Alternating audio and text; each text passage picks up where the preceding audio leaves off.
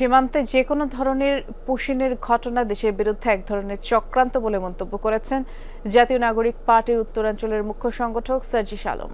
দুপুরে লালমনিরহাটের পাটগ্রামে পথসভা করে দলটি। এ সময় সার্জিস আরও বলেন, ভারতের আচরণ প্রতিবেশী দেশ হিসেবে সন্তোষজনক নয়।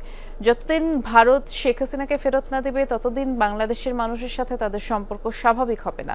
সীমান্তে নিরাপত্তা ইস্যুতে সার্জিস বলেন, আওয়ামী লীগের আমলে বিজিবিকে জিম্মি করে রাখা হয়েছিল, তবে বিজিবির সক্ষমতা রয়েছে পৃথিবীর যে কোনো বাহিনীর সাথে টেক্কা দেয়ার।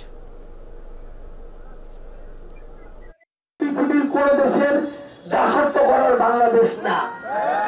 প্রয়োজনে আরো জীবন দিব, রক্ত দিব, কিন্তু দেশের সার্বভৌমত্ব কোন দেশের কাছে টিকে দেওয়ার প্রশ্নই আসে না।